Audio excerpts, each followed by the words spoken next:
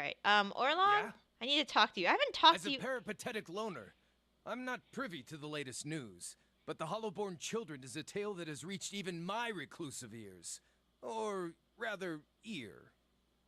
What do the Golafathan druids think of this plight? It's been a long time since I've spoken with my circle.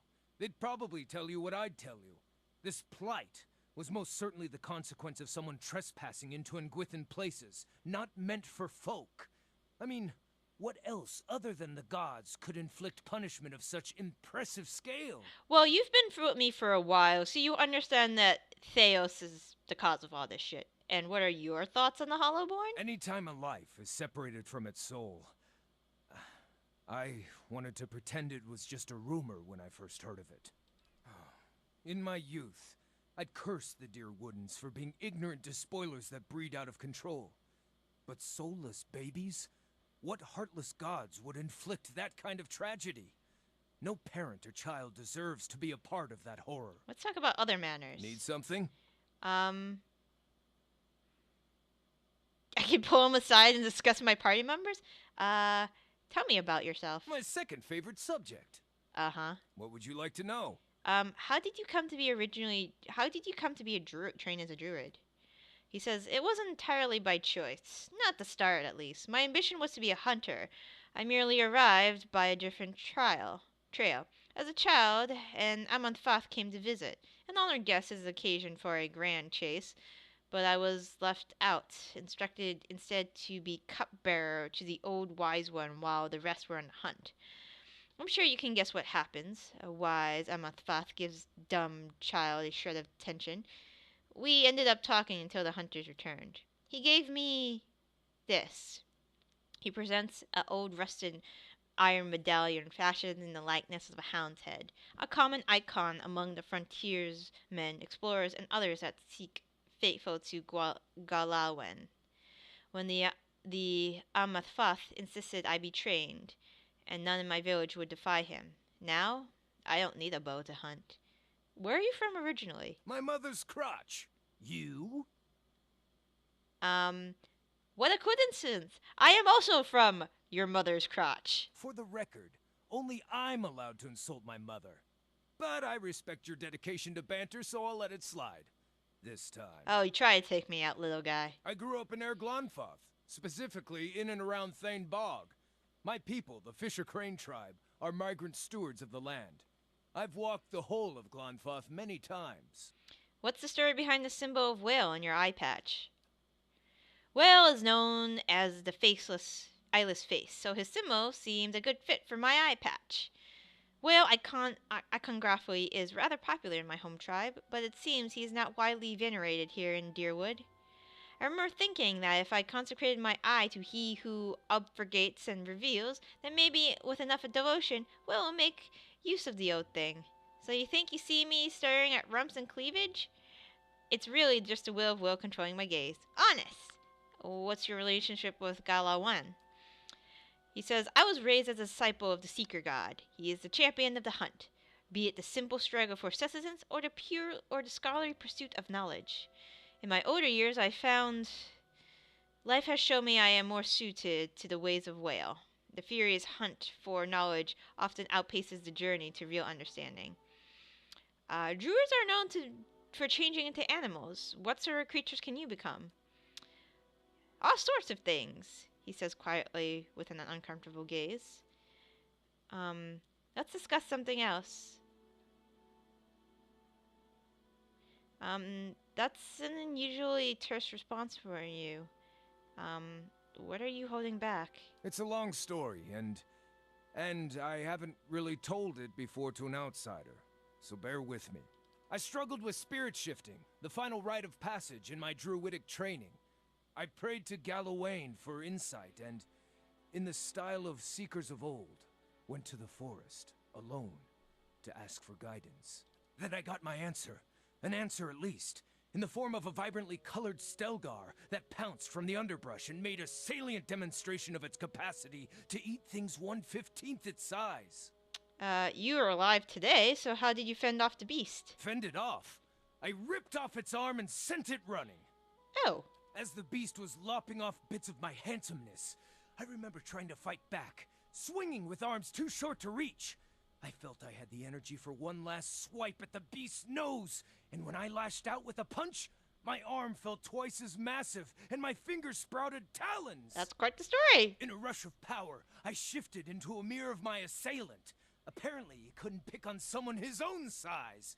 By the battle's end, his severed arm was in my maw. The beast limped away in defeat. That's quite an impressive tale. Hera says, I thought learning to spirit shift would win me some respect. Maybe trap myself in a Iridian lass with lust for little men. Alas, I might have been better off staying a novice. When I wandered back to my village, they saw my wound and asked what happened. I showed them. The name they called my form was Autumn Stager, and they were not impressed. Why? The real of my circle believed the Autumn Stager to be a hideous abomination. It is said that if it eats you, your soul is invariably lost. As this was my first and most intuitive form, they deemed me a carrier of its evil. Even though I never so much threatened my kin, I was ruled unfit and cast out. I don't know what message Gualalain was trying to send. The only lesson I learned from that, the secret god will punish you for seeking.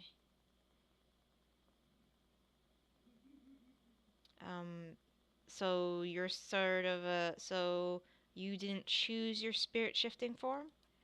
No, it chose me, or so I imagine. I always assumed I would shift into a stout. That seemed more my nature. More to my nature. As the obscure teaches, when the answer is inscrutable, one must be content to ponder the question. Were you at least recognized as a proper druid? No. I know I passed an initiation rite 5 times more perilous than any other kin betrayers that insisted I was a failure. Could you learn to shift into something less terrifying? I already can and sometimes do, but the druids of my circle assign great meaning to the one's first form. I'll always be unclean to them. So you're some sort of soul cannibal? No, at least I think not. I've never actually sat down and eaten an entire person to find out. I'm not that curious to find out. Well, I'm sorry I kind of made you say that. Thanks for sharing. Well, if you don't know me, you can't trust me. And if you can't trust me, odds are low you'll leap in front of a flying arrow to save my life. Yeah. I've been meaning to visit the druids of Twin Elms to see if they know more about my spirit shift. If our journey takes us there, perhaps they can enlighten me with more information about the Autumn Stelgar. But for now, maybe we can talk about something less depressing? Yeah, sure. I want to hear more about Galawain and Whale. He stares at you blankly with one eye. Not sure what more there is to say on the subject unless you're itching for a religious debate. Tell me more about your thoughts on Whale. Hera says, I came to know Whale in earnest in the first year of my exile. I asked myself why Galawain would punish me for asking questions, why a just and fair God would punish me for doing what he asks. Questioning why I had been mauled just drove me mad. At the height of my worry, I would have dreams where I only saw with my injured eye. My healthy eye became blind in my dreams. He lifts the eye patch gently to itch at the socket. You catch a quick glimpse of a puckered scar abscess underneath the wailed embroidered patch. So one afternoon, I stitched a stylized eye motif on the patch. I like to think of it as my self-initiation rite into the Brotherhood of Whale. Whale is not an instructive or overbearing deity. He does not freely disperse wisdom and expects all of us to question and explore with our own minds. Whale reminds me that curiosity is being receptive to any and all truth, not hunting for any one answer. Does praying to Whale Has Whale ever actually spoken directly to you? Or sent you a sign? No, never directly, he says with a smile, which is as it should be, given that what he represents. I especially like how Whale never sends wild beasts to maul me, but maybe I have low expectations. Let's speak of something else.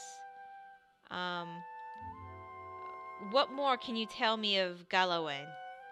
Consider it a lapsed devotion. I will always respect the seeker god, but his visited rumination on me when all I sought was knowledge, just as he taught it should be.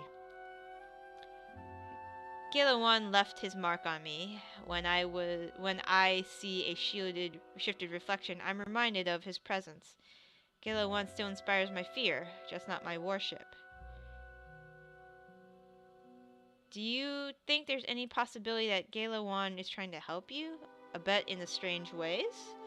I suppose maybe. Certainly there's the chance Galawan was trying to help by making me blind and deaf to everything on my right side. Yeah, sorry about that. But put yourself in my paws. Do I then go back and commune in the woods to him again and invite another attack? It would be such a suicidal leap of faith to ever go asking for Galen for anything. Um.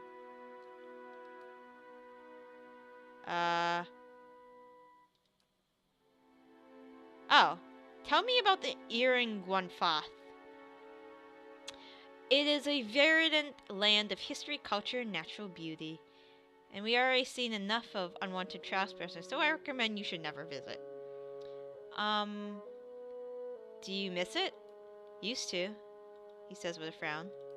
It's home. I'll go back eventually, but... See this? He holds up a seed. I know, just a seed, but I've never seen this type before, and I'm itching to find out what grows from it. Every day I see something new out here. I'll return home eventually, but for now my curiosity exceeds my nostalgia sevenfold. Why should I avoid Irgonfath? He looks at you puzzled.